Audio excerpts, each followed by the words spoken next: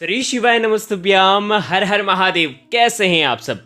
देखिए, कल 2 दिसंबर को शनिवार के दिन मार्गशीर्ष मास की पंचमी तिथि है और ये पंचमी तिथि बहुत ज़्यादा विशेष होने वाली है क्योंकि इस दिन पुष्य नक्षत्र का शुभ योग बन रहा है।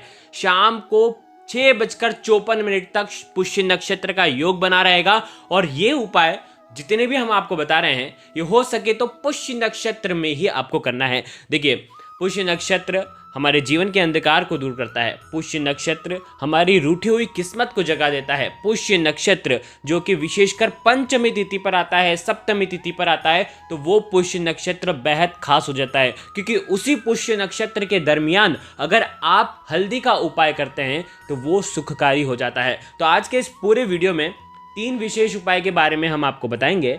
सबसे पहला उपाय, हल्दी वाला दीपक तो प्रगटाना पड़ेगा क्योंकि पंचमी तिथि पर पुष्य नक्षत्र है।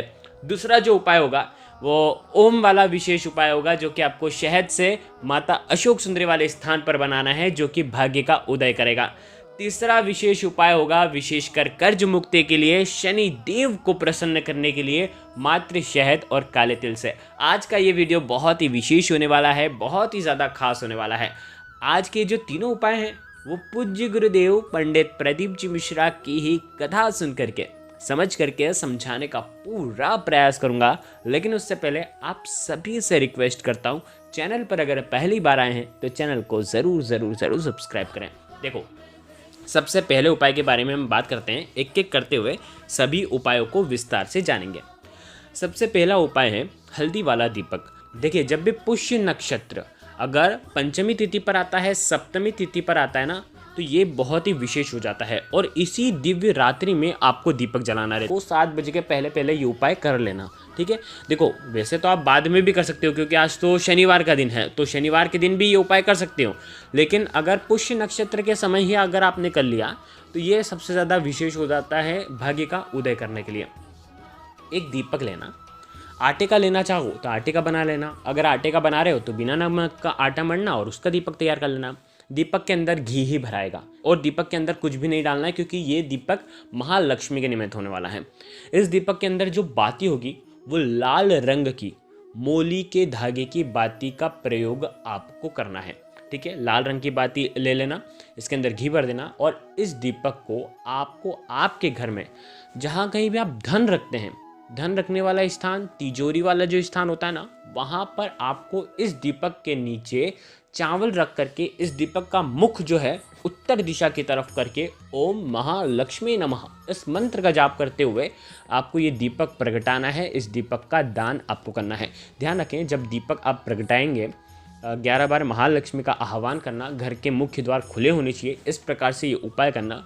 इस दीपक की रोशनी से हल्दी वाले दीपक हो गया, केसर वाला दीपक हो गया, अगर केसर हो तो केसर भी डाल सकते हो, केसर वाला दीपक हो गया, इसका जो प्रकाश होता है, इसका जो ऑरा रहता है वो महालक्ष्मी को प्रसन्न करता है, महालक्ष्मी को खींचने का कार्य करता है। तो ये जो दीपक है आपको तिजोरी के वहाँ पर लगाना है। देखो, आपके यहाँ पर धन रखने वाला कोई भी स्थान नहीं है, ठीक है। जहाँ पर सोना चांदी रखते हो वहाँ पर भी आप ये दीपक प्रगटा सकते हो, वहाँ पर भी नहीं कर सकते हैं तो कम से कम इस दीपक को आपको आपके घर में महालक्ष्मी की फोटो के सामने आपको प्रगटाना चाहिए। बहुत ही विशेष हो जाता है अगर आप इस प्रकार से दीपक जलाते हैं पंचमी तिथि पर, ठीक है, वो भी पुष्य नक्षत्र की पंचमी।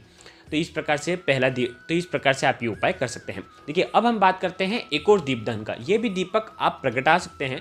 देखो, शनिवार का दिन है और हम सभी को पता है कि शनिवार के दिन पीपल के वृक्ष में साक्षात अगर हम पीपल को निहार रहे हैं ना, तो हम स्वयं अपनी आंखों से नारायण को निहार रहे हैं, यानी कि भगवान विष्णु को निहार रहे हैं, महालक्ष्मी को निहार रहे हैं। तो ऐसी देवी माँ, ऐसे भगवान विष्णु के निमित्त आज के दिन आपको रात्रि में, देखो ये दीपक तो आप कभी भी आप रात्रि में जला करके आ सकते हैं, लेकिन अगर आप 7 बजे के पहले लगाते हैं तो पुष्य नक्षत्र में दीपक प्रगटा जाता है, ठीक है। तो आपको क्या करना है, चौमुखी दीपक तैयार करना है। आटे का करना चाहो, माटी का करना चाहो, जो इच्छा वो आप कर लेना। लंबी बाती लगाना है, 2 बाती लगाना है, ठीक है। और ये इसमें आपको लाल रंग की मोली की बाती लगाना है और ये चौमुखी दीपक तैयार हो जाएगा, ठीक है। अब आपको ये चौमुखी दीपक आपको पीपल के वृक्ष की जड़ में आपको रख करके आना है। दीपक के अंदर घी या तिल का तेल भी आप डाल सकते हैं, तिल का तेल भी डाल सकते हैं। और इस दीपक के अंदर हो सके तो 1 चुटकी हल्दी डालना और इस दीपक को आज के दिन पीपल के वृक्ष की जड़ में आपको रख करके आना है। जो भी व्यक्ति इस प्रकार से उपाय करता है ना, उसके घर में सौभाग्य की वृद्धि होती है, उसके घर में धन की वृद्धि होती है, उसके घर में सुख समृद्धि आता है। ठीक है, महालक्ष्मी का वास उसके घर में सदैव होता है, उसके जीवन में होता है। तो विशेष ये दीपदान आपको करना चाहिए। देखो, तो देखिए, ये हो गया पहला उपाय। अब हम बात करते हैं दूसरे विशेष उपाय की। ये उपाय है माता अशोक सुंदरी वाला उपाय।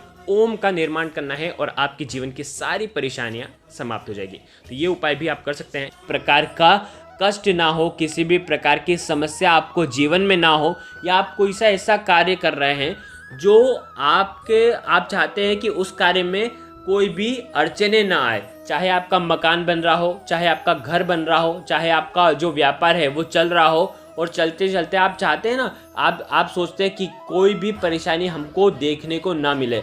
आपके जीवन में किसी भी प्रकार से किसी भी क्षेत्र में आपको हमेशा ही सफलता मिले, और उस सफलता के बीच में किसी भी प्रकार की समस्या उत्पन्न ना हो, तो आपको ये सुंदर सा उपाय करना है। ये बहुत ही प्यारा सा उपाय है, ओम वाला उपाय है। देखिए, करना क्या है, मात्र आपको 1 बूंद शहद लेना है।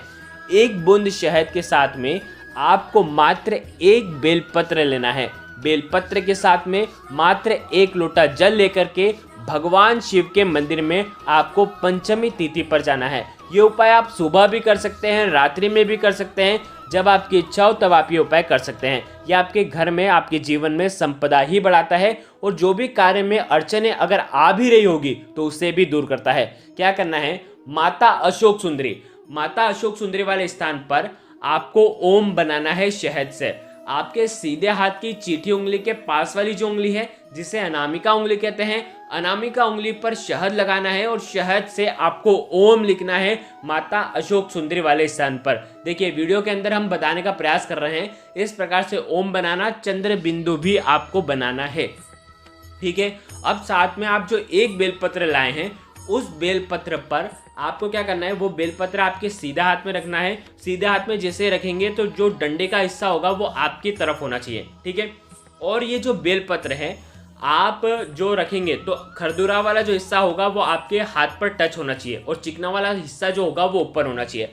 अब आपकी जो भी इच्छा है, जो भी मनोकामना है, चाहे आपके जीवन में कोई भी समस्या आ रही है उसे दूर करने की आपको प्रार्थना करनी है, जो भी इच्छा है वो आपको बोल देना है, और आपको ये जो बेलपत्र है माता अशोक सुंदरी वाले स्थान पर आपको अर्पित कर देना है। चिकना वाला जो हिस्सा होगा वो ओम पर स्पर्श होना चाहिए, और डंडी वाला जो हिस्सा होगा बेलपत्र का वो जलाधारी तरफ होना चाहिए। और उसके बाद जो 1 लोटा जल लेकर के आए हैं, उस 1 लोटे जल को थोड़ा सा आपको जल क्या करना है, माता अशोक सुंदरी वाले स्थान पर जहाँ पर आपने बेलपत्र अर्पित करा है उसकी ऊपर वाली जो पत्ती है उस पर थोड़ा सा जल अर्पित करना है, और बाकी शेष जल भगवान शिव के शिवलिंग पर श्री शिवाय नमस्तुभ्यम का जाप करते हुए आपको अर्पित कर देना है। बस इतना सा उपाय करना, आपके जीवन में किसी भी प्रकार की अड़चने आ रही होगी या आने वाली होगी तो वो भी पहले से ही दूर हो जाएगी। बहुत ही आसान से ये उपाय है। देखिए, तो ये हो गया दूसरा उपाय। अब हम बात करते हैं तीसरे विशेष उपाय की, जो कि आपको करना है काले तिल से और शहद से। देखो, कई लोगों के जीवन में कर्ज की बहुत ज़्यादा परेशानी होती है। कर्ज ले लेकर थक गए हैं, धन की प्राप्ति हो ही नहीं पा रही है, कर्ज चुका नहीं पा रहे हैं। कर्ज की समस्या अगर जीवन में होती है तो आपको ये उपाय करना चाहिए शनिवार की पुष्य नक्षत्र पर, जो कि कल के दिन है। आपको क्या करना है, शहद लेना है, 1 चम्मच शहद, 1 चुटकी काले तिल, साथ में तांबे के पात्र के अंदर जल, तीनों सामग्री लेकर के भगवान शिव के दरबार में, भगवान शिव के मंदिर में आपको चल जाना है। यहाँ पर आप शहद भगवान शिव के शिवलिंग पर आपको अर्पित करना है। ठीक है, जब शिवलिंग पर शहद अर्पित करोगे ना तो सुख समृद्धि आपके जीवन में बढ़ती है। ऐसी कामना करना कि मेरे जीवन में जो सुख समृद्धि, ये शहद अर्पित करने मात्र से मेरे जीवन में सुख समृद्धि जो है वो बढ़ रही है। शहद अर्पित करना, शहद के ऊपर काले तिल आपको डाल देना है। ठीक है, काले तिल कर्जों से मुक्त करते हैं, काले तिल शनिदेव की शनि दोष से दूर करते हैं, काले तिल हमारे पितरों को भी प्रसन्न है, और काले तिल महादेव के ऊपर अर्पित करने मात्र से कर्ज की समस्या दूर होती है। काले तिल अर्पित करना, अपना सीधा हाथ लेना, और काले तिल और शहद का लेपन जो है पर, यानी कि शिवलिंग पर आपको पूरा लेपन आपको कर देना है। शिवलिंग पर काले तिल का लेपन करना, शहद का लेपन करने मात्र से आपके जीवन के कष्ट जो हैं वो दूर होते हैं, समस्या जो हैं वो दूर होती हैं। तो आपको इस प्रकार से लेपन करने के बाद तांबे के पात्र के अंदर जो जल है वो जल आपको अर्पित करना है शनिश्चर महादेव के नाम से या तो ऋण मुक्तेश्वर महादेव के नाम से। दोनों में से एक का नाम लेना और अर्पित कर देना। जो भी व्यक्ति इस प्रकार से उपाय करता है, कर्ज की समस्या उसके जीवन से दूर होती है, जीवन में सुख आता है, समृद्धि आती है। यानी कि अगर आपने कर्ज ले भी रखा होगा ना, तो आप इतने सामर्थ होंगे कि उस कर्ज का आप रीपेमेंट कर पाएंगे, यानी कि आपके कर्ज चूकना जो है वो शुरू हो जाएगा।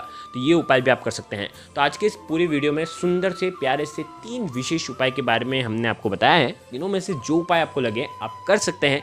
अगर आपको कुछ भी चीज़ समझ में ना आए तो एक बार कमेंट में पूछ लेना, गलती बिल्कुल भी नहीं करना है। श्री शिवाय नमस्तुभ्यम कमेंट में सभी को लिखना है। हर हर महादेव।